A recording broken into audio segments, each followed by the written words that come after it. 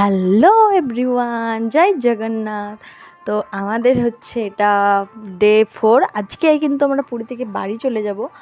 আর এখন ভিডিওটা দিচ্ছি অনেক দিন পর। এখন কিন্তু আমরা বাড়িতেই আছি। তো দেখো আমরা কিন্তু মন্দিরে সকালে স্নান টান করে চলে এসেছি। আর আমরা কিন্তু আমাদের কিন্তু রুম চেকিং হয়ে গেছে। আমরা রুম থেকে বেরিয়ে পড়েছি, কিন্তু রুমে আমাদের ব্যাগগুলো সব রেখে এসেছি, কারণ আমরা আর রুমে যাব না। আমরা এখন মন্দিরেই থাকবো অনেকক্ষণ টাইম আমরা মন্দিরেই বসে থাকবো। তো এদিকে আমরা দেখো এখানে একটু ভিডিও করে নিচ্ছিলাম। আর আমরা অনেকক্ষণ এসেছি, পুজো পাশা হয়ে গেছে, আর প্রচণ্ড ঘেমে গেছি, এত পরিমাণে গরম দিচ্ছিল, প্রচণ্ড পরিমাণে গরম দিচ্ছিল। আর সত্যি বলতে ঠাকুরের কাছে বসে থাকতে এত ভালো লাগছিল জায়গাটায়, খুব সুন্দরই লাগছিল জায়গায় বসে থাকতে। আর আমার ছেলে এত দুষ্টুমি করেছে, প্রচণ্ড দুষ্টুমি করেছে। তো তারপরে দেখো আমরা এখানে চলে এসেছিলাম। এখন আমার জায়গাটার নাম বেশ মনে পড়ছে না। এটা হচ্ছে সেই কৃষ্ণ ঠাকুর যেখানে স্নান করেছিল, কি বেশ জলটা বাঁধটার নাম বলে। তো আর দেখছো আমার বরমশাই কত পরিমাণে ঘেমে গেছে, এত গরম এখানে, প্রচণ্ড গরম।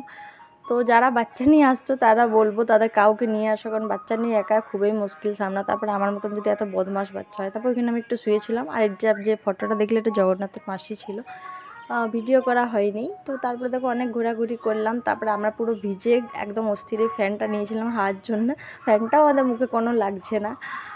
তো অনেকক্ষণই আমরা মন্দিরে বসে থাকলাম, অনেকেই বসেছিল। তারপরে ঘোরাঘুরি করার পর অনেক কিছু খেলাম, খাজা তাজা নিলাম। সবসময় তো বললাম ভিডিও করা হয় না, তো এখানে একটু ফুচকা খেয়ে নিচ্ছিলাম।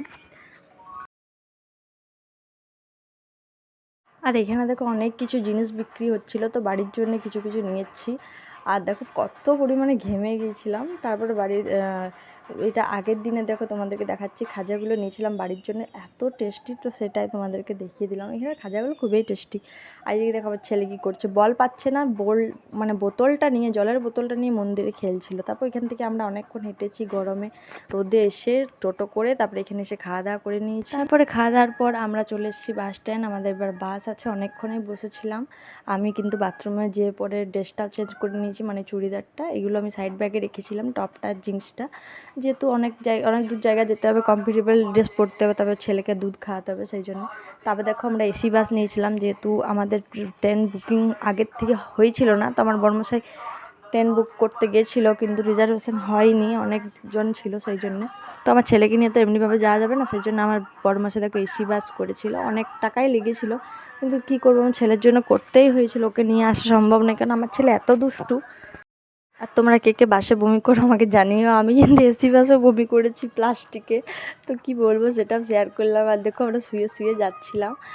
তো আর আমার ছেলেও খুব মজাই করছিল, কিন্তু একবার করে কাঁদছিল। তখন আমার ছেলে আমার বড় মশাইকে বাইরে নিয়ে ঘোরাচ্ছিল। আর কন্ডাক্টরটা বলছিল ওর কি মা নেই, তুমি ঘোরাচ্ছ। আসলে ওর বাবার কাছে বেশি থাকে ভালোভাবে, সেই জন্য বাবা ঘোরাচ্ছিল। তারপরে দেখো সকালে আবার একটা বাস চেঞ্জ করলাম, দিয়ে টোটো করে আসছি।